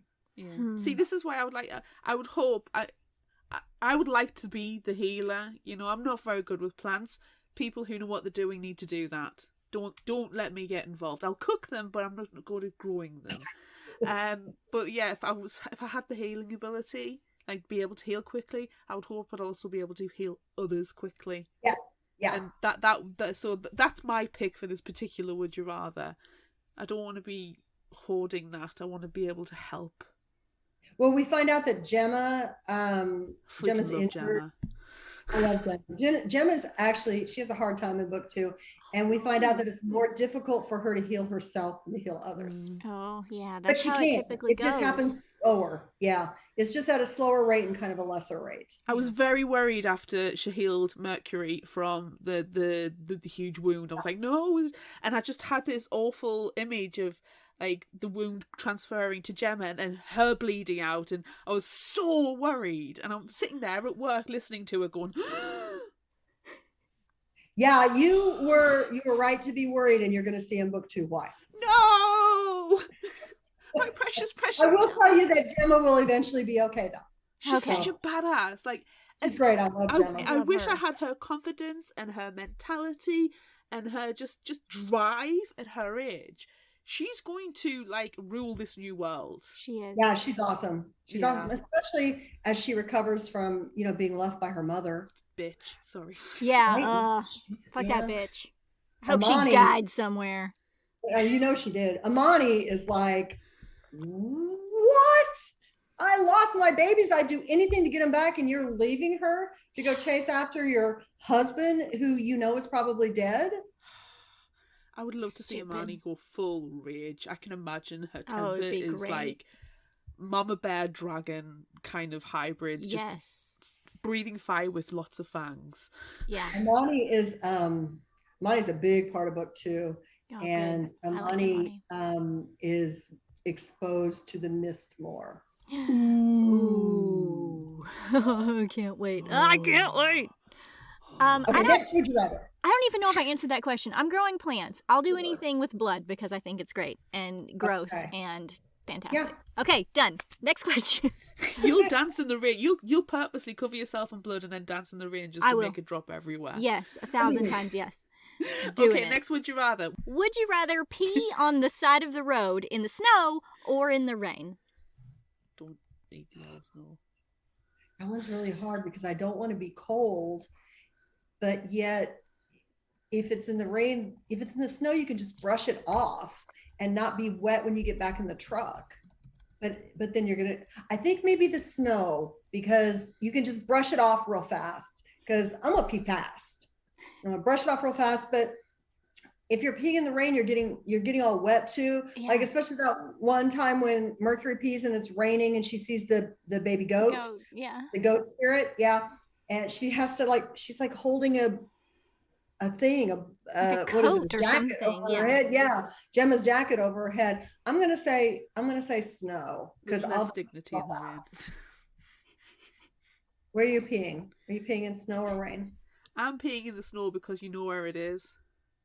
Okay. You can keep if it's in the rain, you don't know where it's draining to. You can't see any of that. You know it's isolated in one little area, and you can just make a little hole, pee in it, do your business, and then you can come back up. There we go, pat, done. Plus, you've got the snow already, and you can put it in your hands, and you can have a nice little hand wash with it. That's true. Rain. It's not that easy because we're in apocalypse. There's no reason to neglect hygiene. Right, it's very important. Right. And my teachers would agree with you. Of course. Now, see, I'm going to go for the rain. Because you know what I'm going to do when I squat and pee? I'm going to pee all fucking over myself. And then I'm going to be able to wash it off in the rain, or my pants are going to be wet and no one's going to know that I peed myself. That. Okay, there is that. Mm-hmm. Mm-hmm. Yep, peeing all over myself. I don't think I could do it. I'm not. Okay. I don't have that skill. I had this awful image when I was listening to it. And was it of me peeing on myself? No, it wasn't. It was, all the peeing in the rain and everything like that. And then I was listening to something else, and they were talking about make sure you get feminine hygiene products because men don't think about periods. And I was like, oh... Imagine you're peeing, you're on your period, and then you look down and you're like, oh, look, there's a bunch of wildflowers. Oh, get the tampons. Yeah, that's why they talk about them they talk about tampons. They look for tampons in Madras. at that store, and she's like very gross. So she's, well, not gross. I don't think being on your period is gross. I don't mean that. Right. I mean that Eva Cruz is gross. The mayor there is like, oh, no, we don't have any tampons. All we have are the cups. Yeah, So, all we've got are cups, so I guess we're gonna have to keep your blood. So that was the gross part. Yeah. Yes. I was so looking like the bleach water. I just, when we had our mini episode before and you're like, well, there is a scene where we're like, menstruation, and I just like wanted to squeal about it, but I couldn't because we couldn't spoiler. So yeah, that part, I loved it. It was terrible, but I loved it. Yes. I'm just glad. I mean, we said this about another book when we were talking about people going to the bathroom, and I think there's someone inside your house, and they go to the pee a lot, and there's a character who is menstruating and reaching for her sanitary products, and it's a small detail, but it's good to have. Yes. Those moments in the book, going to the toilet, being on your period, because it's real and it's real, and it I say it sounds ridiculous. It's not ridiculous. It's a pleasure to have those little tiny things in there, that realism, especially when you're in a fantastical world, you're creating all this magic and this apocalypse and all this kind of genius. I adored this book so much. That they're still talking about menstruation. It's like yes. Yeah, because it's normal and it's real. That's one of the reasons that I wrote it, and it's one of the reasons I wrote my very first book, Divine by Mistake, was that I love fantasy, but I never saw, there wasn't anyone in the fantasies like if I was pulled into a fantasy world, I want to know where the toilets are. Where am I? Do you have tampons? And I think Shannon in Divine by Mistake even says, my God, I'm going to have to use some kind of rabbit pelt or something wrapped between my legs. Oh, I want to know. And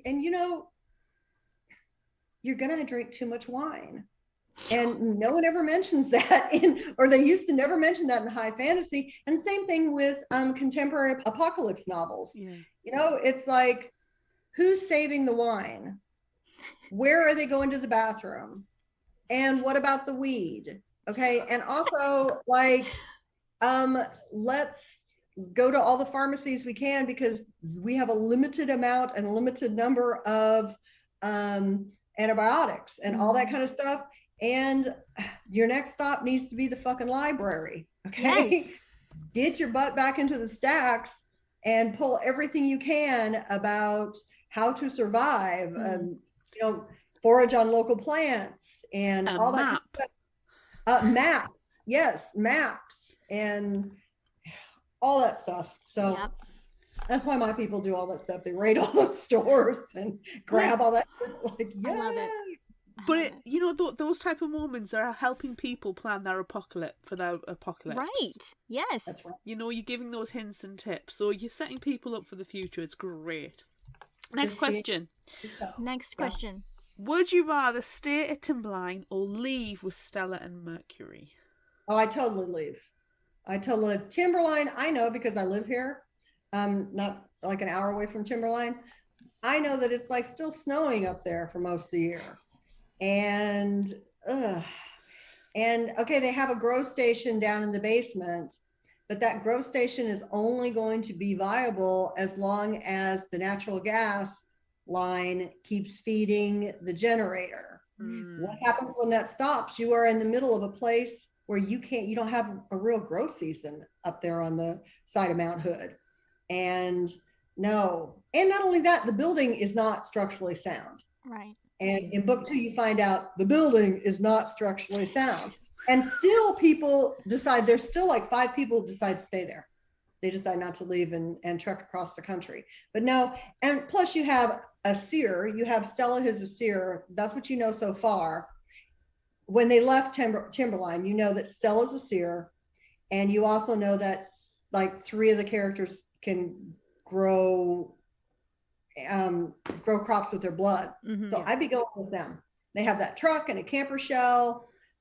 They have And a they have firearm. at least 70 bottles of wine. At least. They have a lot of and wine. whiskey And and whiskey. tequila. Tequila, yeah, and weed. They took weed with them too. Yes. Well, I they had just- a big, Sandwiches as well. I'm going with the Yes. sandwiches. a whole lot of sandwiches. There are a lot Yeah. of sandwiches, and Stella is one hell of a cook. So, Right. Yeah. Yeah, I'm definitely going with Stella and Mercury. mhm. Definitely. I'm asking Stella first what she Right. suggests that I do, and Yeah. I will follow her advice. So Yeah, me this too. might be a bit of a cop-out, but I don't care because it's our Would You Rathers and we're the Lords and Masters of all we survey. So I'm asking Stella, and if she tells me to stay at Timberline for now and come, I'm gonna stay my ass at Timberline. then I will stay my ass Right. at Timberline. If I go, I go. I follow Stella. I hope too. she says I can go with them. Me too. Even though they have a really hard time in Madras, so Well, I don't think Timberline's going to be that easy either. right. So Yeah. it's a And rock and a hard place situation. Some more sciencey stuff happens in book 2, and you find out that the green mist, because of, think about what happens when you cook in a high altitude. You have to change things boil quicker, Mm-hmm. faster. You have to change your recipes and stuff. So the green mist is more unpredictable in high elevations too. Ooh. God, I can't wait. Right. Okay, next question. Next question. This is the worst question I almost think that we have ever asked in the history of Fictional Hangover. Would you rather be friends with Alvin fucking Rutland or be one of the mayor's cronies? There is no good answer to this question. There isn't. Okay, I can't be friends with Alvin fucking Rutland. I think I would be a mayor's crony plotting my escape. Oh, okay. Okay, that's a good answer. If You she's say such a escape. I say coup. Yes. see, yeah, yeah. But Madras is not a town I would want to rule, because No. and we'll get more into that in book 2, but and we've seen this in our own apocalypse, that there is a certain type of person who is okay with believing lies just because it keeps them comfortable. Yeah. No. And that's, to me, that's what Madras is full of. You have some exceptions, but they usually get their throats slashed and fed to the tomatoes. Yeah. So I would not want to stay in Madras, but so that I wouldn't plan a coup, because I don't want to be in charge of those people. No, I want to stand a coup, take charge, and tear that place to ribbons. Just it's a bad place to settle down because it's so exposed to everywhere. You've got Alvin fucking Rutland down the road. He is going to come. This is going to be Walking Dead style shit's going to go on where They totally get together. Al and Eva totally get together. You guys, never mind. I'm not supposed to say anything about Al. Never mind. Let's not talk about Al in book 2. I hope he has a horrible, disgusting, grotesque, painful death. That's all I ask. That's all I ask. I promise you he does. Yes. And so does she, by the way. Thank goodness. You're welcome. Because I'm going to slit her throat. That was the part that I was just so grossed out when I was writing. That the big conclusion scene, the big climactic scene, I grossed myself out so badly. I can't wait. Okay, so look, I don't want to be friends with Alvin fucking Rutland because fuck that guy. Yeah. But I don't want to be a crony either. I just want to eat all the tomatoes in Madras. It's people tomatoes, though. I don't care. Tomatoes are my favorite thing. I'm convinced that it's Soylent Green. I'm worried that when they say the meat is good for the plants, I don't think it's just good for the plants. It's Soylent Green. You can't call people meat without immediately everyone going, "Oh God, those hamburgers they just ate. Oh God, oh God, they're people burgers." The apocalypse would make me vegetarian. I'll tell you that much. I'm a vegan if you don't count. I mean, I'll eat some eggs once in a while, and once in a while I'll eat sheep or goat cheese. But other than that, I haven't eaten meat since 2012. Oh, and wow. that whole thing grosses me out. Yeah. Okay. Disgusts Ugh. me. So, I love cheese so much. I love cheese so much too, which is why I got real sick because I should not eat cheese.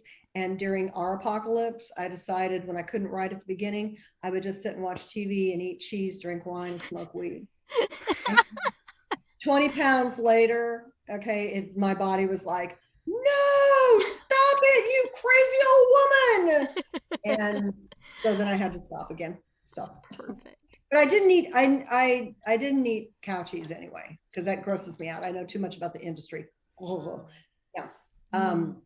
Sheep, goat, buffalo, anything not cow. Halloumi. I love squeaky cheese. I know. Cheese is good. Okay, next question. Next question. This is the last one. Ooh, this one's very serious. It is. Oh, Very I'm serious face.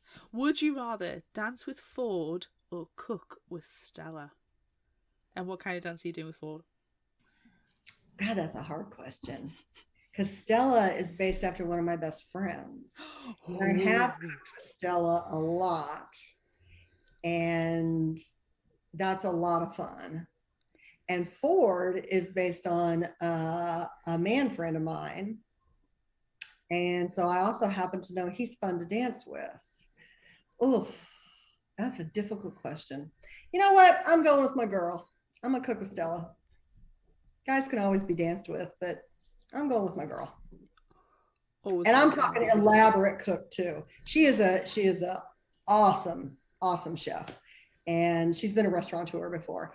Oh, And I'm going to cook with her in her cool house in Oklahoma, the one I mentioned that the Hotel California, the one that I had the truck driver mention and say that he stayed at her B&B and she made the awesome breakfast. So I'm going to cook with her in her awesome house. Oh. And then dance with Ford later probably, but I think I'm going to do the same thing. I'm going to dance with Ford first. I'm going to dance. I'm going to work up an appetite. And Right. then I'm going to go and cook with Stella. Oh, I'm cooking with Stella. I think she could teach me so many things in the kitchen. She's a great cook. Yeah. She is the domestic goddess. Mm-hmm. Yeah. Then you can dance with us. True. We have another good cook who comes in book 2, a man, a new male character who you guys will like a lot. That's fun. That's exciting. Okay, that's I'm the so end of excited for book 2. That's the end of Would You Rather.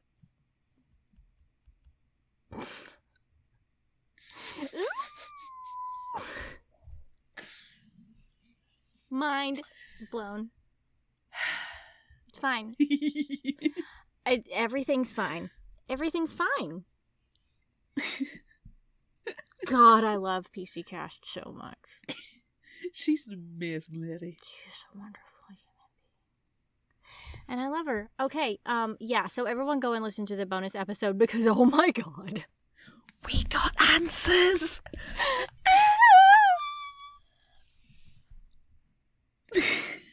And do you know what else we got? Special things that you're gonna have to fucking wait for. But we don't. God, she's amazing. I love her. She is such a phenomenal lady. Yeah. It's like when we came back from our break earlier and we were like, you know what? Fuck it. No words. That's how I feel about PC Cast too. She's amazing, and that's it. Done. You've actually seemed to have drained of all emotion as well because you're just like in the stunned kind of fugue state. But it's fine. It is. It was an amazing chat. Like, she's just... I love her. I would her. Love to get drunk with her. I know, my God, me too. I love her too much. We've established that's not possible. Yeah, I know. God. Should we do favourite final thought quote? Yes. We should. I'm sorry. I'm just dead. I'm sorry. I love her so much. I just can't comprehend things sometimes. Okay, favorite final thought quote. Move on. Be good, Amanda. Be real. Be a human again. I've got 4. Wow. I have a lot myself. But you have 4. Okay, go. Ready? Go. Do you not understand that this is life and death, and that your prudish, naive ideas of right and wrong take a back seat to what's actually best for us? Fucking tell it how it is. Thank so you. Good. If you don't like cuss words, then don't use them, but it's not your business to tell anyone else what words or tone they should or shouldn't use. And it's ridiculous that shit and fuck are what you're focused on. It annoys me so badly when people are like, people who use curse words must have a low intellect. Nope. Actually, I think you'll find we're fucking smart. Science, motherfuckers. Anywho, cliff dwellings. That was definitely not on my apocalypse bingo card.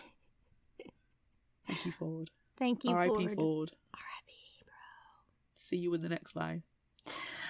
And my last one, I can deal with some shit a little tipsy. Hi, I'm good for nothing except giggles and a nap.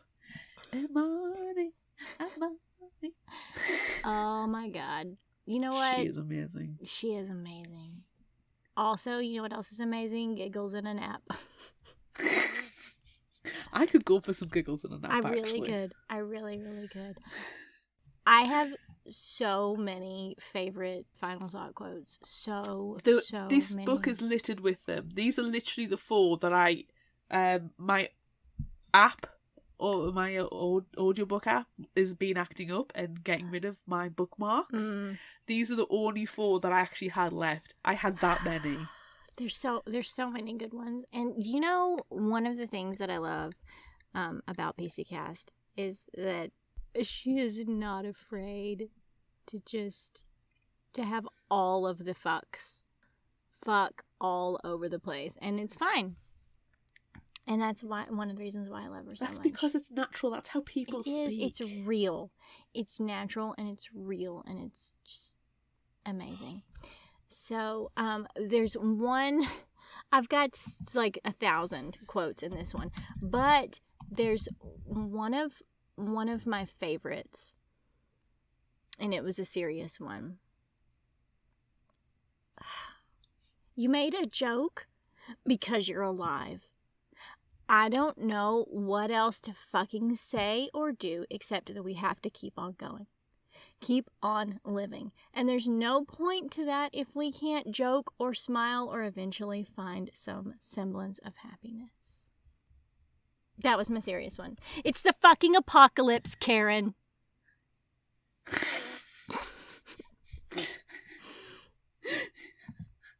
Ass hats everywhere.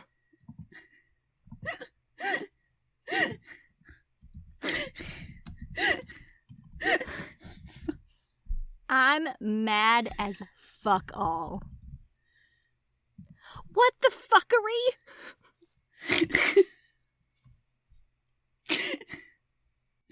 Oh. I'm a good reader alouder. Sorry, that didn't have any fucking fuck words in it, but I'm a good reader alouder. It was one of my favorite things.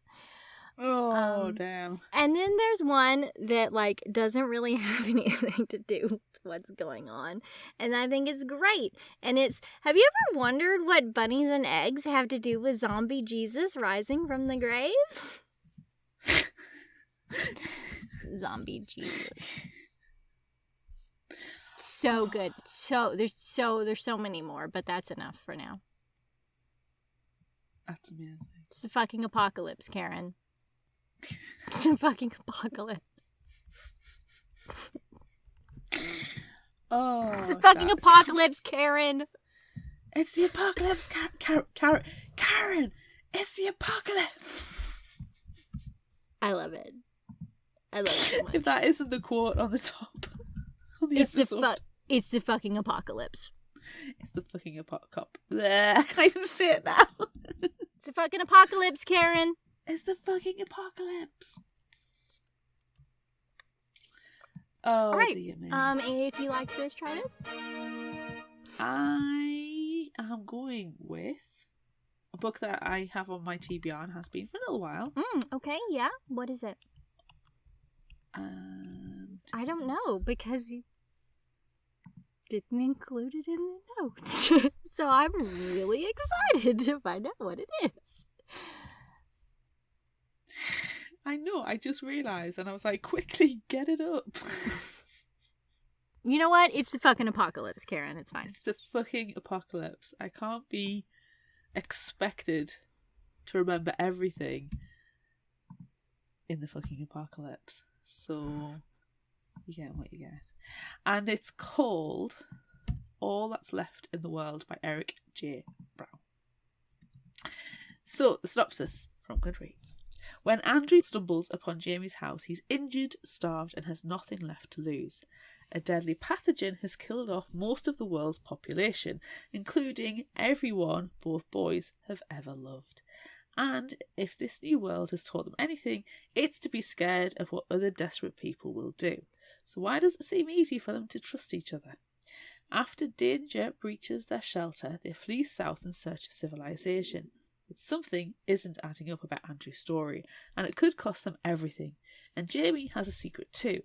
He's starting to feel something more than friendship for Andrew, adding another layer of fear and confusion to an already tumultuous journey. The road ahead of them is long, and to survive they'll have to shed their secrets, face the consequences of their actions, and find the courage to fight for the future they desire together. Only one thing feels certain. All that's left in the world is an undeniable pull they have toward each other. And I know I've recommended this before, but when we're talking about an apocalypse and finding a found family and potential relationships, but also it being a pathogen, I had to go back and recommend it again. Yeah. It's on my TBR list. I do want to read it. It is queer fiction, as you can probably tell from the summary, so it's just got so many layers to it. So that's what I'm going with. All That's Left in the World by Eric J. Brown. Okay. And depending which issue you get, the covers are really nice. Ooh. Fun. Hey, we know something about nice covers. Yeah, we do. Yeah, we do.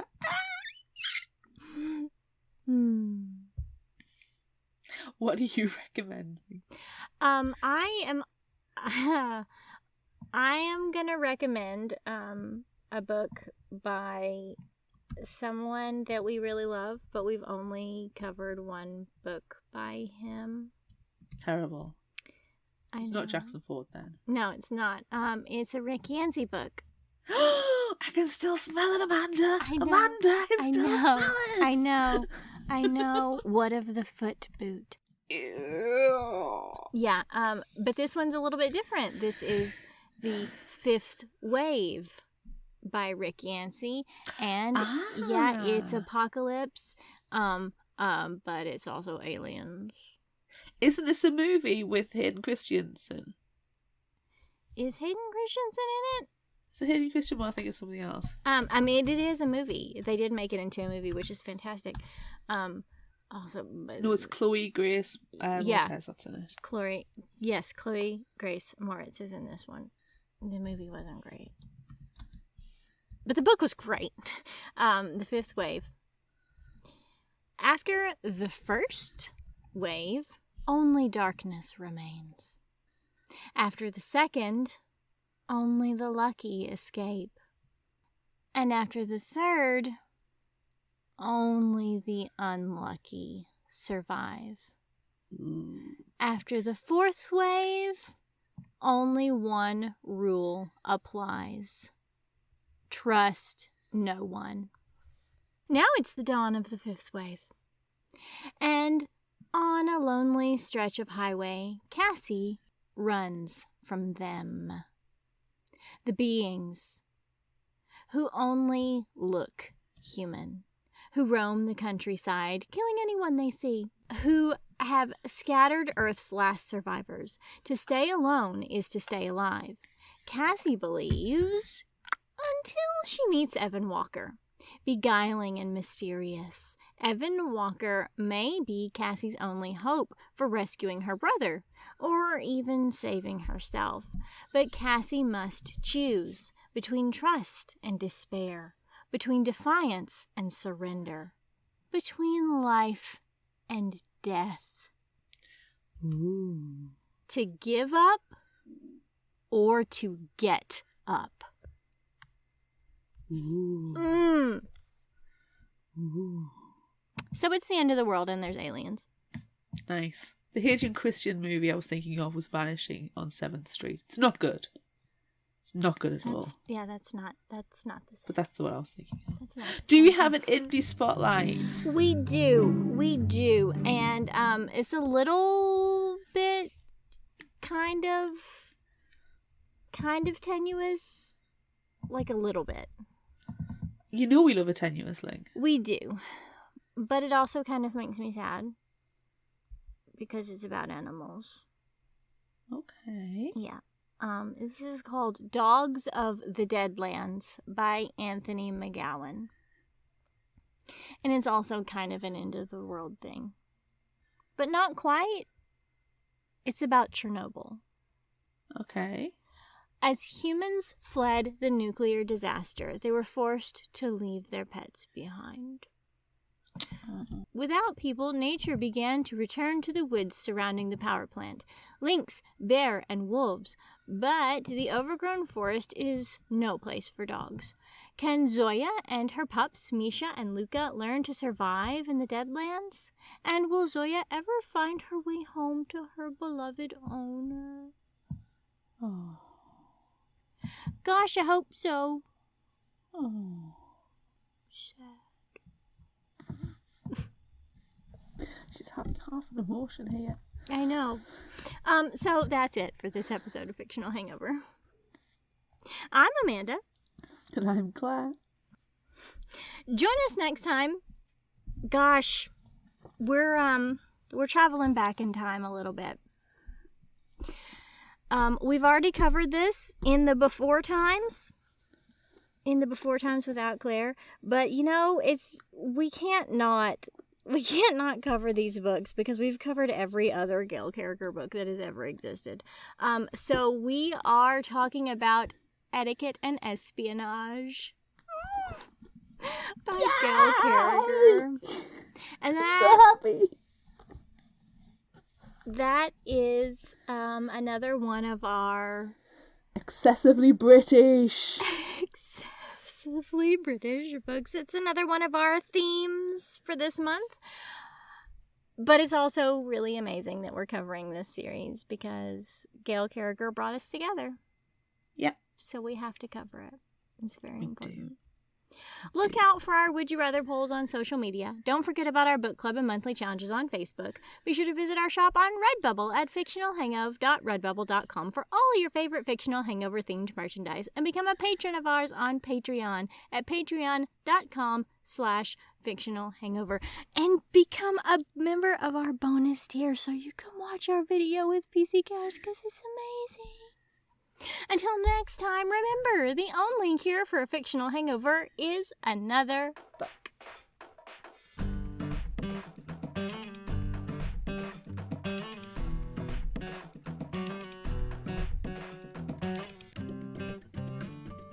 You can find us at fictionalhangover.com, follow us on Instagram at fictionalhangover, find us on Facebook at facebook.com/fictionalhangover, and on Twitter at fictionalhangover, no ER. If you'd like this episode, check out our others and rate, review, and subscribe so you don't miss out. And finally, special thanks to Liz Emerson for our music. You can find her on Facebook and Patreon. Thanks for listening.